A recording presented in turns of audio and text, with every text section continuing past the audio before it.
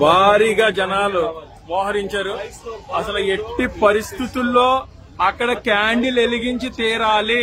హర్ష కుమార్ గారిని అరెస్ట్ చేశారు. మేమేమి ఇక్కడ సంఘ విద్రోహ చర్యలు చేయట్లేదు. కేవలం ఇది క్రిస్టియన్స్ విశ్వాసం, వాళ్ళ తరపున నించుంటున్నాం. ఎట్టి పరిస్థితుల్లో చనిపోయిన చోట క్యాండిల్ వెలిగించడం నేరమా? చంద్రబాబు నాయుడు గారు మీకే చెప్తున్నాం, ఇప్పటి వరకు కూడా ఇందులో మీ ఇన్వాల్వ్మెంట్ లేదని క్రైస్తవులు అందరూ నమ్మారు. కానీ ఖచ్చితంగా పోలీసులు ఏదైతే అణగదొక్కే ప్రయత్నం చేస్తున్నారో ఇప్పుడు మాకు అర్థమైంది. TDP is involved in this issue. 100% మేమైతే ఊరుకునే పరిస్థితి లేదు. క్యాండిల్ వెలిగింతాం. మేము వస్తున్నాం, అక్కడ క్యాండిల్ వెలిగించడానికి వస్తున్నాం. కొడితే కొట్టండి, నో ప్రాబ్లం. విపరీతమైన జనాలతో బయలుదేరాం. ఎక్కడా తగ్గేది లేదు. కొడతారా, కొట్టండి, దెబ్బలు తినడానికి కూడా రెడీగా ఉన్నాం. ఒక మనిషి చనిపోతే క్యాండిల్ వెలిగించడం తప్ప? క్యాండిల్ వెలిగించడం తప్ప? చంద్రబాబు గారు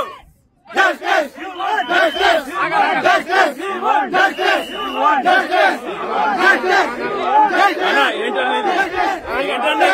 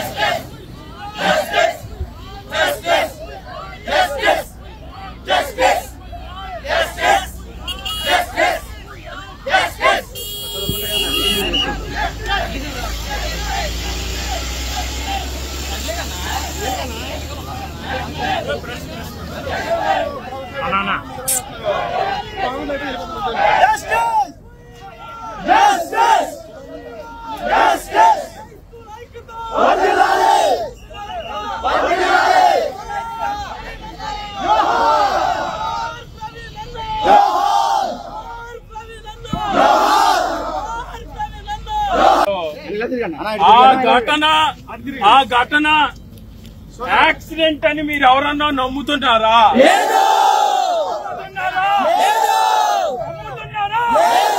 ఇక్కడ ఎవరు కూడా దీన్ని యాక్సిడెంట్ అని నమ్మటం లేదు. భవిష్యత్ ప్రణాళిక ఆయన అనౌన్స్ చేస్తాడు. ఇప్పుడు ఆంధ్ర రాష్ట్రంలో క్రైస్తవులు హర్ష కుమార్ గారు అన్న గారు ఒక్కలే ఈ ఇష్యూని మరి ముందుకు తీసుకెళ్తున్నారు.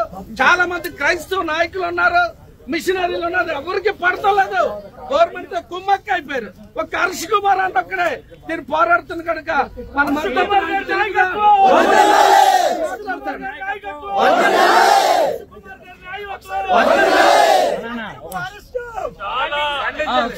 బాధాకరమైన రీతిలో నాన్నగారిని అరెస్ట్ చేశారు. విడుదల చేయాలి, విడుదల చేయాలి, విడుదల చేయాలి, విడుదల చేయాలి. హెచ్చరిక మాత్రమే కాదా? ఇది హెచ్చరిక మాత్రమే. క్రైస్తవుల్ని అణగదొక్కే ప్రయత్నం చేస్తే ఇంకా విధ్వంసం చేయడానికి కూడా మేము సిద్ధంగా ఉన్నాం. మేము దేనికి తక్కువ కాదండి, కానీ దేవుడు మాకు బోధించింది పీస్ పీస్ తప్పించి వేరేది ఏమి కాదు. ఖచ్చితంగా ప్రతి ఒక్కరికి నేను చెప్పేది ఏంటంటే, ఎక్కడ ఏ పాస్టర్ గారు ఆపదలో ఉన్నా ఈ కూటమంతా కూడా అక్కడ అసెంబ్లీ అవ్వాలి. ఖచ్చితంగా మనందరం హర్ష్ కుమార్ గారి నాయకత్వం, హర్ష్ కుమార్ గారి నాయకత్వం, హర్ష్ కుమార్ గారి నాయకత్వం గారు మీ అందరి తరపు నుంచి పగడాల ప్రవీణ్ కుమార్ గారు ఎక్కడైతే చచ్చిపోయారో ఆయనకి మనశ్శాంతి కలిగించాలని అందరినీ కోరుకొని ఆయన పిలుపునిచ్చి ఈ రోజు కొవ్వొత్తులు వెలిగిస్తున్నామంటే ఆయనకి మనం అందరం కృతజ్ఞతలు తెలుపుకోవాలి, కావాలి, బుద్ధి చెప్పాలని. ఇదిగో తండ్రి నీ వాగ్దానాన్ని మా అందరి పక్షంగా నెరవేరుస్తున్నందుకు నీకు వందనాలు స్తోత్రాలు చెల్లిస్తూ ప్రవీణ్ పగల గారి కుటుంబాన్ని మీరు ఆశీర్వదించమని, మరి హర్ష కుమార్ గారు మీరు ఇంకా బలపరిచి అంటే ధైర్యపరిచి ముందుకు నడిపించమని, కుటుంబానికి మీరు తోడుగుండమని యేసు నామములు అడుగుచున్నాము తండ్రి.